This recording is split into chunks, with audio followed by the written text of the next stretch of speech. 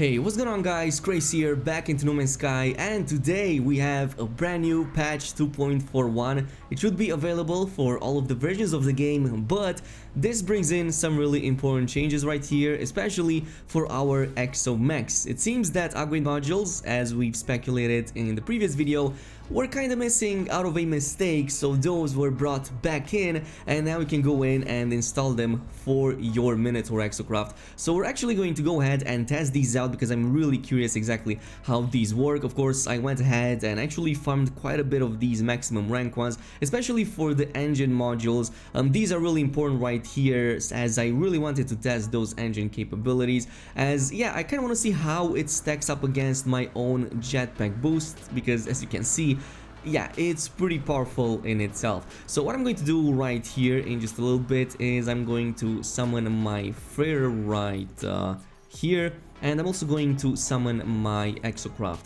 So the thing about this is that you will now start encountering all of these new modules in the space station. So at the space station, exocraft, NPC, you're gonna now see all of these for the Minotaur as well, not just for the other exocrafts. And yes, you will need to specifically look for the ones that name the Minotaur by name, as that's the only way that's going to work. Now, I did manage to play around with a save file before actually making this video, and the difference is quite noticeable. So I'm gonna start with the engines. I'm gonna just put in a bunch of these, trying to get as much out of the adjacency bonus as possible, and I'm also going to do the same for the lasers. We're gonna test the lasers in just a little bit. The cannons, unfortunately, is something that I didn't find too many of, so I was pretty unlucky with these. They barely spawned for me, so I'm just gonna leave it at that for now. So you probably already know how the speed was before, so I'm not going to go over that, but let's just actually test it with this, and bam.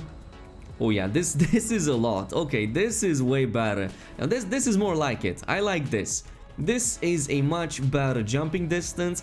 I would say that now is, yeah, definitely better than the other one, since you can basically go ahead and spam it. You also don't deplete anything because, yeah, you're just jumping around with no cooldown or almost no cooldown, and it's such a breeze to actually jump with this thing. So really awesome, actually, really awesome. By the way, for some reason, I keep seeing a lot of these craters added on a ton of planets, and I could have sworn that these didn't exist in the past, at least not like this, with different terrain textures for the craters. So I'm not really sure, correct me if I'm wrong, if that is the case, because craters used to be different in the past. So maybe asteroid impacts coming up soon, that would be really lovely. Now let's also test basically the lasers. So it was 160 before, and yeah, now it's 272, so that's absolutely insane. Let me just see exactly how fast I can actually mine this. Yeah, it looks extremely fast. Really damn fast. So this is what, almost 1000 in like a few seconds. It's probably the best method right now to actually go in and pretty much mine everything. And I have no cooldown on this. I can just spam it, keep it like this, keep it pressed, and I can collect an entire forest in minutes. That's insane. So let me actually compare one of these big trees. So if I were to mine it with my Minotaur, it's, yeah, pretty legit. But if I were to mine it, for example, with this multi-tool, I think that this is 4,500 damage. And if I were to pick the other one, which is after the Atlas Rises, I think that one is, yeah, way lower damage. Way lower damage. So I'm gonna pick my first one, as this is a more powerful one, and you can't really get multi-tools with these kinds of stats anymore. These were pre-Atlas Rises, and these were never nerfed. Everything after that comes in with, you know, reduced stats and whatever. So we already know how the previous one went. I'm gonna go into my mining beam, and this is only 100 damage. It's, yeah, it does feel like it takes longer, so you're gonna see a counter on the screen. I don't see it right now to see exactly how many seconds were, but I'm going to put all of that, and you're going to be able to see it once this video is going to go up on YouTube. But it definitely feels way faster to mine it with the exocraft. It's probably going to be similar to the others as well, and it definitely feels crazy right here. But first, there's a big resource deposit right here. I also kind of want to see how this fares.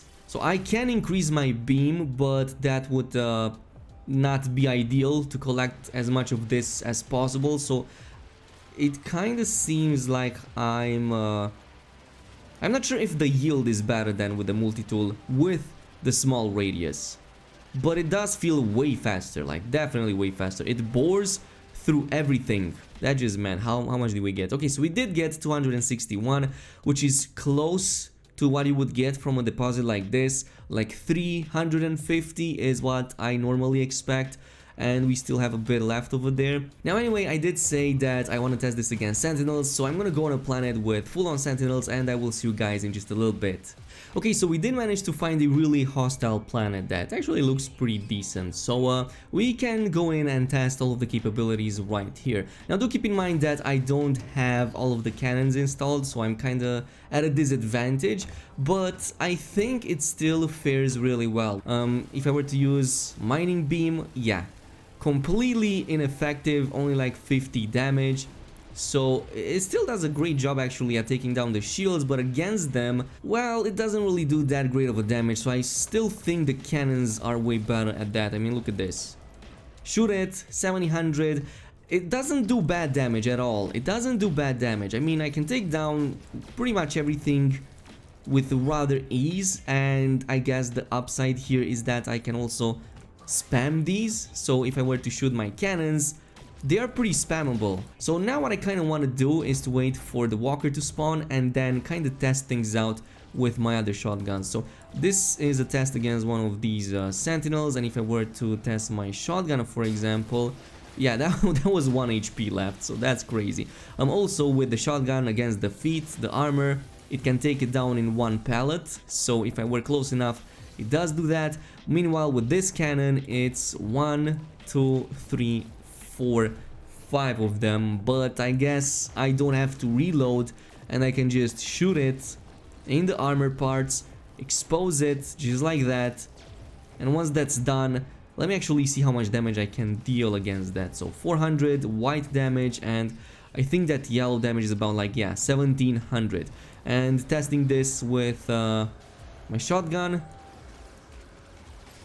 yeah, that's 2.7k just white damage, and 1300 per pallet, so way more than that, like way more than that. But again, keep in mind that my multi-tool is fully upgraded, especially for these. Like the shotgun is just insane over here.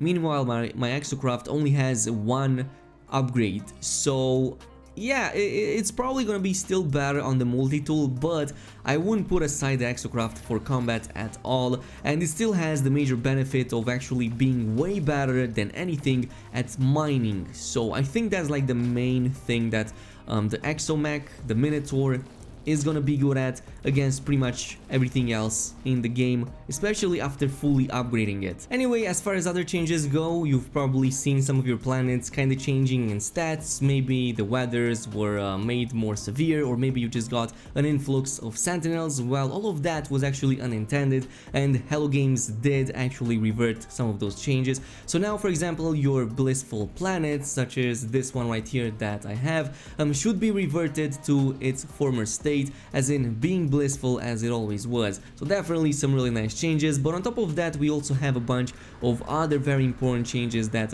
you're probably going to like quite a little bit. So for the PC version, they've also fixed the cursor input problem that was kind of causing your mouse to drift to the edge of the screen. They have also fixed an Xbox only issue that was causing each new interaction to need a new button press, for example when mass harvesting plants. For the VR, they've also brought in a bunch of other very cool fixes, like PSVR had an interaction that was too sensitive, so that was fixed as well. Also another one that allowed beam weapons to appear inside the cockpit was also fixed when using the Minotaur. They've also added a number of missing decals to the Exocraft customizer, so now when you're trying to customize it, you're going to see a ton of decals over there finally appearing. This is kind of like a recurring bug for some reason. PS4 also has a ton of other fixes, like for example Exocraft cockpit not matching the customization of the exterior, which was an intended change in 2.4. Also some really strange animations with living ships taking off and the landing were fixed on the PS4. Another one was for the issue that would cause players to kinda glitch out of the terrain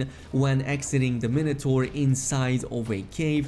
There's also a fix for the issue with the exocrafts falling through the terrain, which was a pretty common occurrence in 2.4. Another console-only crash that could occur when landing on an exploration frigate, and finally a ton of crashes related to hiding power lines have also been looked into and applied in 2.41. So pretty exciting changes over here. This is pretty much it with patch 2.41, probably more coming up really soon. So if you're still having issues, go on the official help desk and send your feedback to Hello Games, and it's most likely that your issues will be fixed in the upcoming days. But otherwise, this is pretty much it with the update. I hope you guys enjoyed this video. As always, if you did, don't forget to comment, like and subscribe. Thank you so much for watching, and peace.